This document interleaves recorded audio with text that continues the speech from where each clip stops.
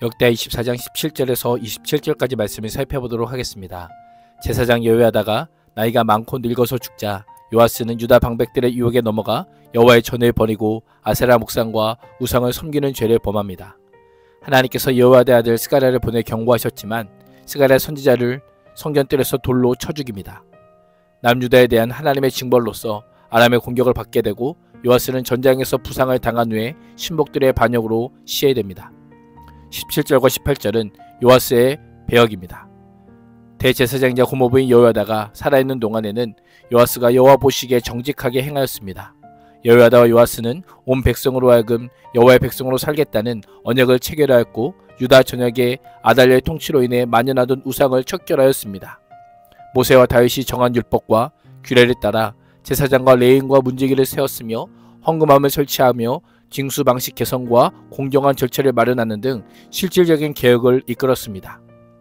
요아스 옆에서 하나님의 섬기도록 이끌어주었던 여호야다가 나이가 들어 130세에 죽자 개혁 정책에 불만을 품은 유다 방백들이 찾아와 요아스를 부추겨서 자신들의 말을 듣도록 합니다.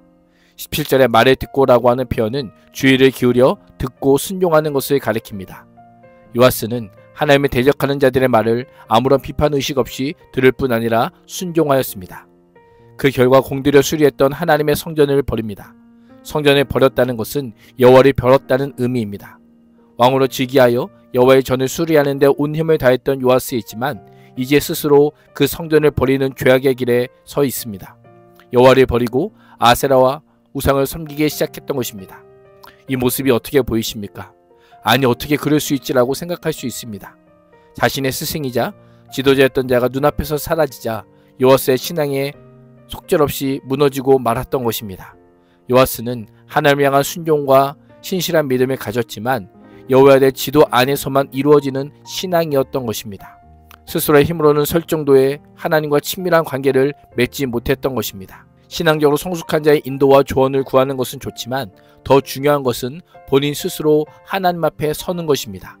언제까지 의존하는 신앙이 아닌 자립하는 신앙이 되어야 합니다. 의존적인 신앙은 풍랑 앞에 배와 같습니다. 의존하는 대상이 사라지면 산 같은 파도에 흔들리고 풍랑을 따라 포류할 뿐임을 기억해야 합니다. 여호야다가 세상을 떠나자 요아스도 하나님을 떠납니다.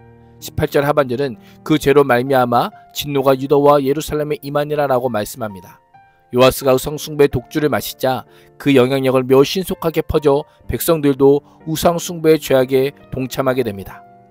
종교개혁의 기류는 하루아침에 사라지고 우상숭배의 태풍이 몰아쳐 아합의 시대의 모습으로 회귀한 듯 보입니다.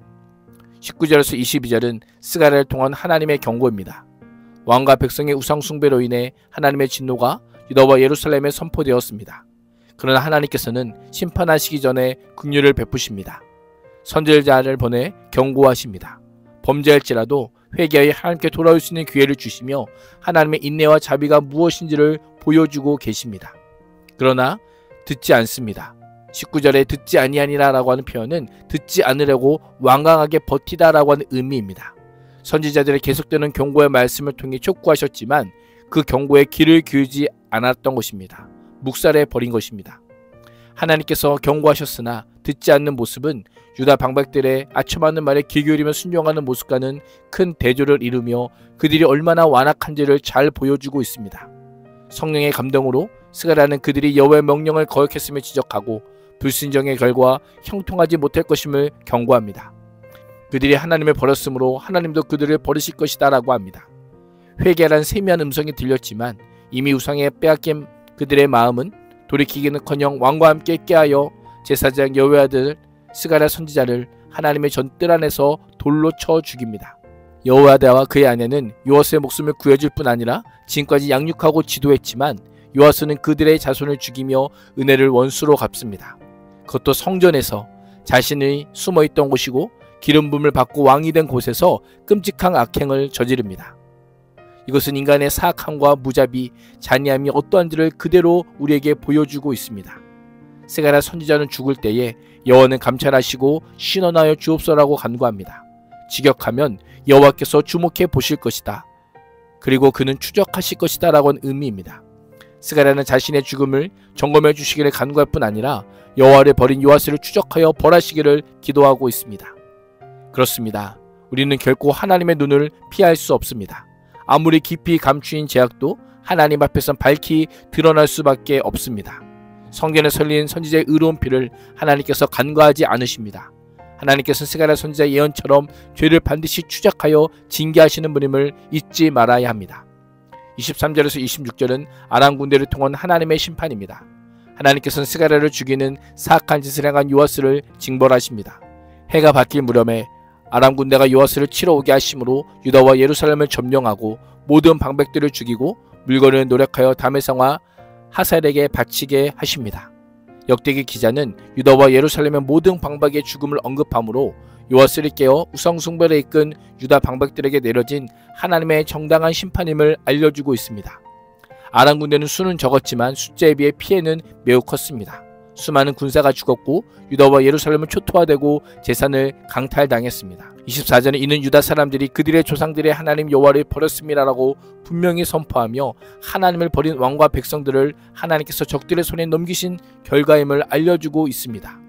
전쟁에서 요아스는 큰 부상을 입고 물러갔지만 결국 잠을 자고 있는 동안 신하들에게 암살당합니다.